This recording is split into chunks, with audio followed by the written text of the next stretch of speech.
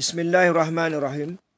Pada petang yang berbahagia ini, izinkan saya yang lemah, yang daif, yang hina lagi banyak dosa ini, mudah-mudahan dosa saya diampunkan oleh Allah Subhanahu wa taala, dan mudah-mudahan para pendengar yang dirahmati Allah sekalian akan mendapat hidayah, dapat taufik, dapat berkat, dapat kasih sayang, dapat nur dari Allah yang maha baik, maha sempurna. Amin, insya-Allah. Bismillahirrahmanirrahim. Pada petang ini saya akan berkongsi satu tajuk, iaitu baldatun thayyibatun wa rabbun ghafur. Bismillahirrahmanirrahim. Firman Allah Subhanahu wa taala dalam Al-Quran dalam surah Al-A'raf ayat 96. Walau anna ahlal qura amanu wattaqau lafatahna alaihim barakatim minas sama'i wal ard. Maksudnya, kalaulah penduduk sebuah kampung atau negeri itu beriman dan bertakwa, nescaya kami bukakan untuk mereka berkat dari langit dan bumi. Artinya, dalam negara kita, Malaysia yang tercinta ini, bumi yang paling bertuah, bumi antara yang paling bertuah di akhir zaman ialah Malaysia, insya-Allah. Apabila kita, rakyatnya, penduduknya, walaupun tidak ramai, tapi berusaha untuk baiki diri, untuk bertaubat, untuk beramal dengan ikhlas, untuk menjadi orang yang baik, yang jujur, mengusahakan supaya dalam diri itu terdapat akhlak sebagaimana Nabi sallallahu alaihi wasallam, maka Allah Subhanahu wa taala akan menghadiahkan, akan menganugerahkan kepada kita, negara kita akan berubah. Maka mereka, pemimpin-pemimpin akan mendapat hidayah, maka Sultan Agung akan dipermudahkan, mendapat taufik untuk menjadikan sebab untuk berubah negara kita ini menjadi sebuah negara Islam yang harmoni, tanpa perang, aman, damai, insya-Allah. Baldatun thayyibatun wa rabbun ghafur. Negara yang baik, yang mendapat pengampunan dari Allah Subhanahu wa taala. Firman Allah Subhanahu wa taala lagi, Bismillahirrahmanirrahim. Wa man yattaqillaha yaj'al lahu makhraja wa yarzuqhu min haitsu la yahtasib. Dalam surah At-Talaq ayat 2 hingga 3. Maksudnya, barang siapa yang bertakwa kepada Allah, nescaya Allah berikan kepadanya jalan keluar dari kesusahan hidup dan diberi rezeki dari sumber yang tidak diduga. Artinya, apabila negara kita terdapat orang-orang yang benar-benar bertakwa, wali-wali yang benar-benar bertakwa, maka kita akan dihadiahkan dengan kuasa Allah Subhanahu wa taala yang maha berkuasa. Negara ini akan berubah menjadi sebuah negara Islam yang sebaik-baik negara. Negara yang penuh keberkatan, yang dijanjikan rezeki yang melimpah ruah. Tidak mustahil. Kerana barang siapa yang bertakwa diberi jalan keluar secara package, keluarnya keberkatan yang melimpah ruah dari langit, dari bumi, tanaman subur, mengeluarkan banyak hasil, binatang ternak gemuk-gemuk, memberi banyak susu, memberi daging, nelayan ke laut mendapat banyak tangkapan. Orang kaya Allah dorong jadi pemurah, orang miskin redha, orang Islam dan yang bukan Islam hidup berbaik-baik seperti satu keluarga. InsyaAllah ini akan berlaku. Tapi masalahnya kita ni, kenapa tak percaya? Kenapa tak yakin? Yang maksiat ni kita boleh terima, yang kemungkaran kita boleh terima. Bila kata Islam tulen, Islam Malaysia nak jadi sebuah negara Islam yang aman damai, tidak percaya.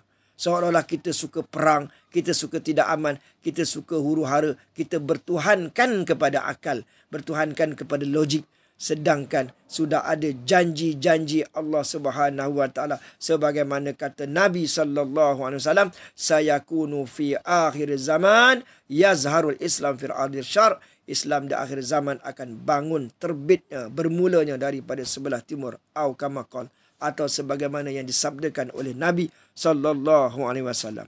Apabila negara kita menjadi sebuah negara Islam yang sangat-sangat aman, damai, harmoni, ketika itu insya-Allah waktu sembahyang kedai tidak berkunci, kedai kosong kerana semua sembahyang berjemaah. Kucing dan tikus bermain-main, tidak menerkam kerana sayang. apatah lagi manusia sama manusia. Apakah kita tidak percaya? Cerita ini benar berlaku dalam sejarah. Mana benda ini boleh terjadi? Misalnya di zaman pemerintahan Khalifah Umar Abdul Aziz, dalam masa 2 tahun sahaja, serigala tak makan kambing. Tak percaya, tapi sudah berlaku. Khabar ini sungguh masyhur. Pemelihara kambing rasa selamat kerana kambing tak pernah hilang. Hinggalah satu hari pengembala terkejut kerana dia melihat serigala menerkam pula. Dulu serigala tak makan kambing. Sekarang serigala dah menerkam dan memakan kambingnya. Hairan dia. Beliau, kenapa terjadi macam tu? Hinggalah terdengar di telinganya. Baru dia dapat tahu. Apa dia? Khalifah Umar Abdul Aziz telah wafat. Pemimpin yang baik, role model, pemimpin yang berwibawa, bertakwa telah wafat. Khalifah Umar Abdul Aziz adalah seorang mujadid pada zaman tidak ada Rasul. Zamannya penuh rahmat dan berkat. Maka mengertilah kita bahawa pemimpin yang dijanjikan itu adalah pemimpin yang bertakwa serta mendapat bantuan ghaib dari Allah. Kita ni pelik manusia umat Islam akhir zaman. Bila dengar bantuan ghaib ni, bantuan apa? Bantuan ilham, mimpi, yakazah, kasyaf, karamah. Kita tak percaya. Pelik benar kita ni. Macam tak yakin dengan kuasa Allah. Pimpinan Khalifah Umar Abdul Aziz sangat berkat sehinggakan permusuhan tidak berlaku walaupun di kalangan binatang yang biasa bergaduh.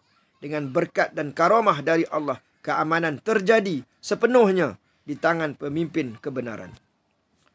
Inilah yang kita rindu, yang kita dambakan, yang kita impikan di akhir zaman yang dijanji pun. InsyaAllah kita pun ada peluang untuk merasai nikmat hidup di dalam negara yang aman, makmur dan mendapat keampunan seperti yang pernah dirasai oleh generasi dahulu.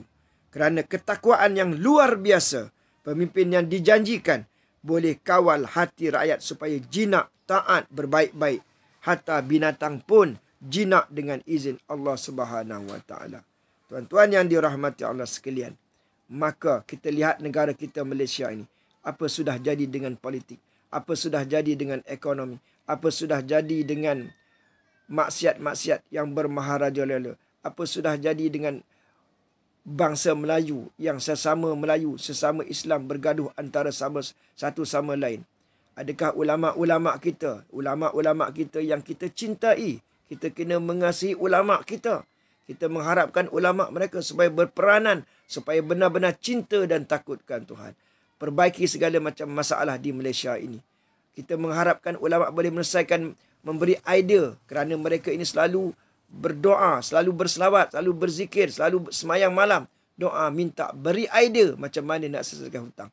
Mampukah mereka?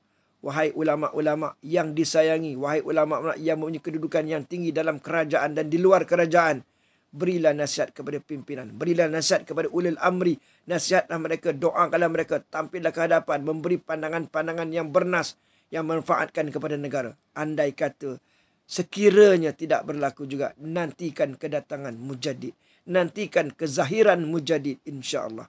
Fata At-Tamimi yang akan menyelesaikan segala-galanya insya-Allah. Sekian, wabillahi taufiq wal hidayah. Assalamualaikum warahmatullahi wabarakatuh.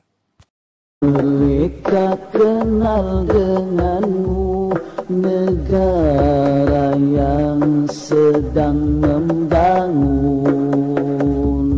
Kamu adalah simpanan Tuhan. Tapa ummah kedua di akhir zaman. Tapa ummah kedua di akhir zaman. Malaysia indah, Madinah kedua, tanah air Malaysia, tanah airku yang tercinta. Banyak orang tidak kenal, sekalipun para ulama. Kamu